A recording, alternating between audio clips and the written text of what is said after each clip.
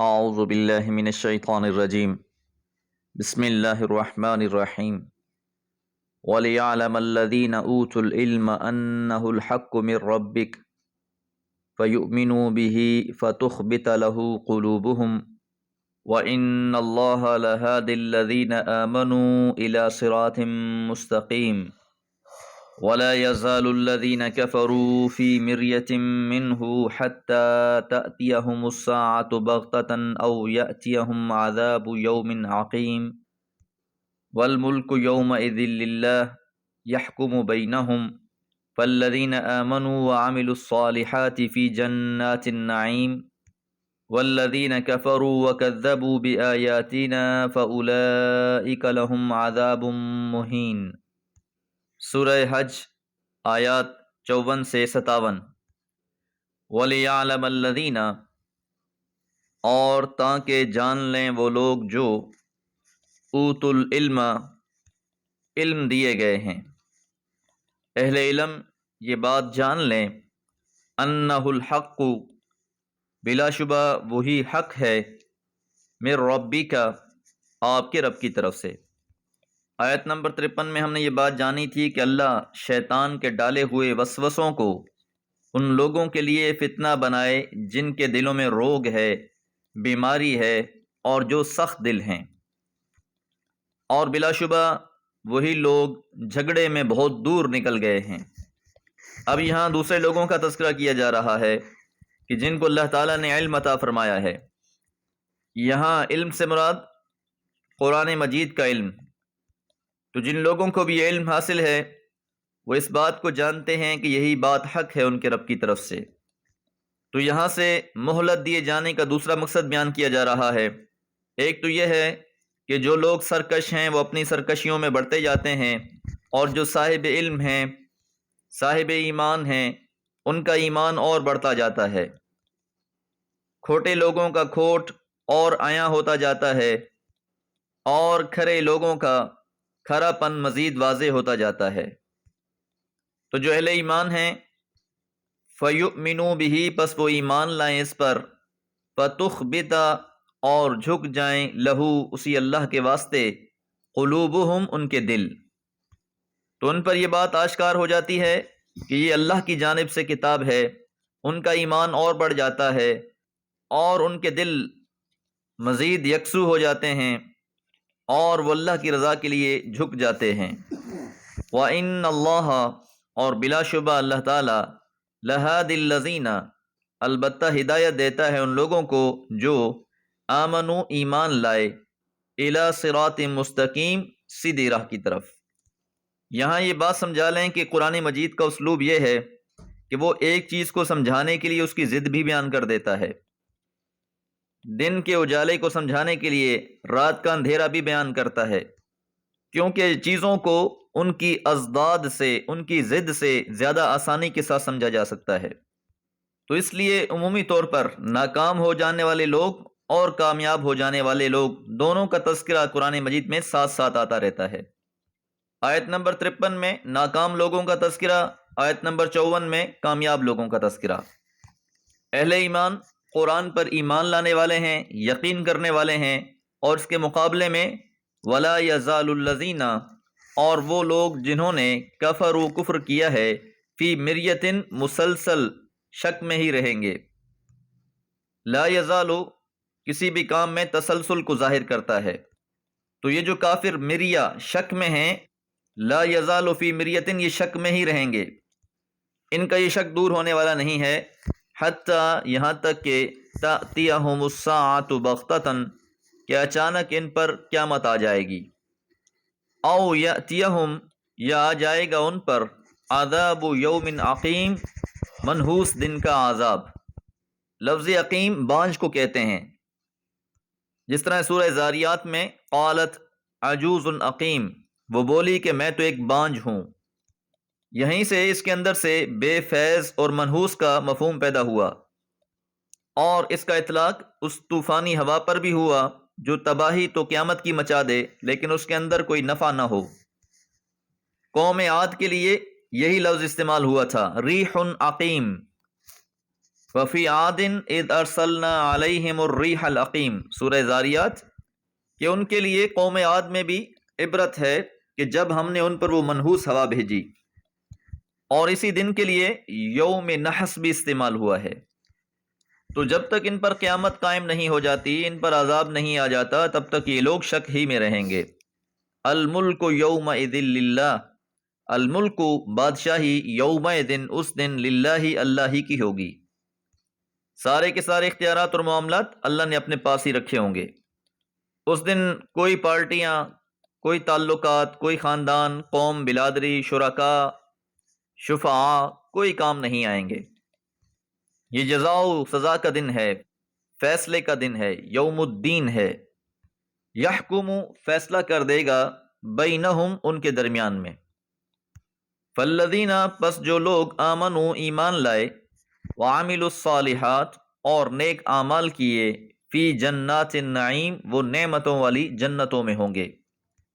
والذین کفروا اور وہ جنہوں نے کفر کیا، انکار کیا، وکذبوا بآیاتنا اور جھٹلا دیا ہماری آیات کو، فاولئک پس وہی لوگ، لہم عذاب مہین ان کے لیے عذاب ہوگا مہین، رسوا کر دینے والا، ذلیل کر دینے والا۔ تو یاد رہے کہ ایسی سزا کہ جس کے اندر تکلیف کے ساتھ ساتھ توہین بھی ہو، وہ عذاب مزید سخت ہو جاتا ہے۔ تو جو لوگ اس کتاب کو نہیں مان رہے، اس کی آیات کا انکاری بنے بیٹھے ہیں، بالآخر روز قیامت ان کے لیے رسوائی کا عذاب ہوگا۔ دعا ہے اللہ تعالی ہم سب کو اس قرآن مجید سے نصیحت حاصل کرنے والا بنائے۔ وما علیہ الا البلاغ۔ اعوذ باللہ من الشیطان الرجیم، بسم اللہ الرحمن الرحیم۔ والذین هاجروا فی سبیل اللہ ثم قتلوا او ماتوا لیرزقنہم اللہ رزقا حسنا وَإِنَّ اللَّهَ لَهُوَ خَيْرُ الرَّازِقِينَ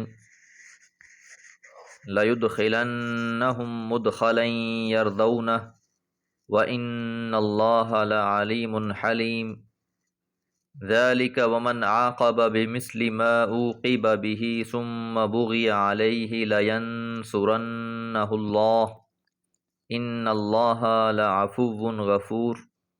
سورہ حج آیات 58 سے 60۔ اب ان آیات سے اللہ تعالیٰ ان مسلمانوں کو تسلی دے رہے ہیں کہ جن لوگوں کو اسلام لانے کی پاداش میں بہت سے ظلم و ستم سہنے پڑے، یہاں تک کہ تنگ آ کر انہوں نے اپنے ایمان کو بچانے کے لیے مختلف علاقوں میں ہجرت فرمائی، اب ان میں سے کچھ ایسے بھی تھے جو رستوں میں شہید کر دیے گئے یا وہ وفات پا گئے، اللہ ان سے بھی راضی ہوا۔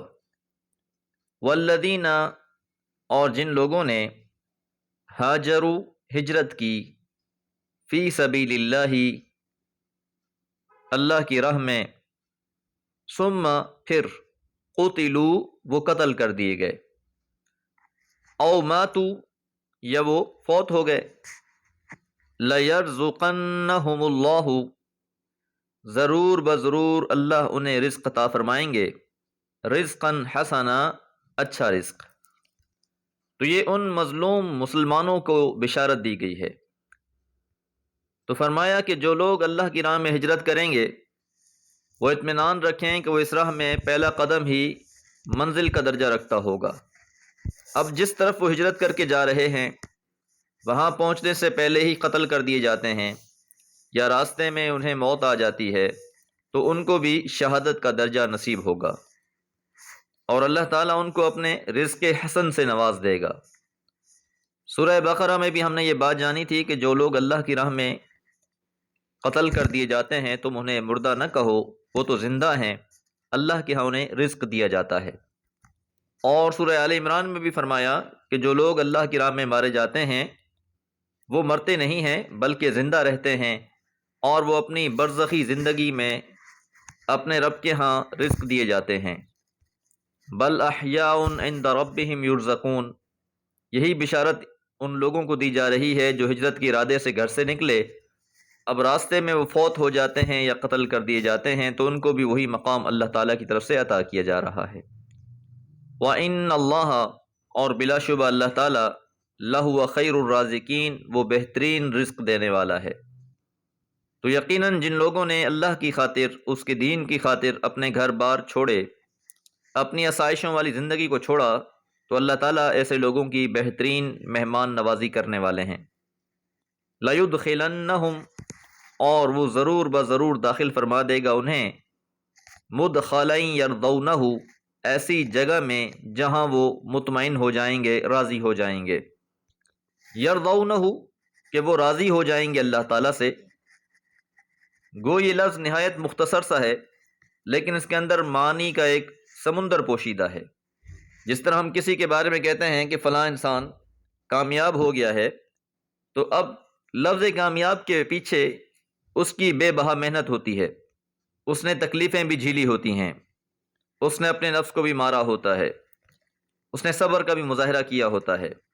تو اب جب انہوں نے دنیا میں اللہ تعالیٰ کے لیے قربانی دی تو اللہ تعالیٰ ان کو ایسے انعامات سے نوازیں گے کہ یہ اللہ سے خوش ہو جائیں گے۔ اللہ تعالیٰ کی طرف سے ایسے ایسے انعامات ملیں گے کہ جس کا وہ تصور بھی یا نہیں کر سکتے۔ وَإِنَّ اللَّهَ، اور بلا شبہ اللہ تعالیٰ، لَعَلِيمٌ، خوب جاننے والا ہے، حلیم اور بردبار ہے۔ ذالک یہاں پچھلے جملے کے قائم مقام ہے، یعنی وہ تو ویسا ہی ہوگا جو اللہ نے فرما دیا ہے۔ ومن عاقب، اور جس نے بدلہ لیا، بمثل ما عوقب بہ، جیسا کہ اس کے ساتھ کیا گیا تھا۔ تو یہ وہی اسلوب ہے جس طرح کہا جاتا ہے دناہم کما دانو، یا جزاء سیئۃ سیئۃ مثلھا، جیسی کرنی ویسی بھرنی، کہ اگر کسی مسلمان کے ساتھ زیادتی کی گئی ہے، ظلم کیا گیا ہے، اور پھر وہ ویسا ہی اس سے بدلہ لیتا ہے، یہ تو برابری والا معاملہ ہو گیا۔ لیکن اس کے بعد ثم بغی علیہ، پھر اس پہ مزید زیادتی کی جاتی ہے۔ تو اگر کہیں مسلمان اپنے دفاع کے لیے کوئی اقدام کرتا ہے اور پھر کافر اس سے چڑھ کر مزید اس کے اوپر حملے کرتے ہیں، اس پر زیادتی کرتے ہیں، تاکہ آئندہ وہ اپنی عزت و ناموس کی حفاظت کے لیے کوئی جرت نہ کر سکے، تو ایسی کیفیت میں اللہ تعالیٰ کی مدد مسلمان کے ساتھ ہوگی۔ لا ینصرنہ اللہ، تو ضرور اللہ تعالیٰ اس کی مدد فرمائیں گے۔ ان اللہ، بلا شبہ اللہ تعالیٰ، لعفو، درگزر کرنے والے ہیں، غفور، اور بخشنے والے ہیں۔ تو اللہ تعالیٰ معاف بھی فرما دیتے ہیں اور بخش بھی دیتے ہیں۔ دعا ہے اللہ تعالیٰ ہم سب سے بھی درگزر فرمائے۔ وما علیہ الا البلاغ۔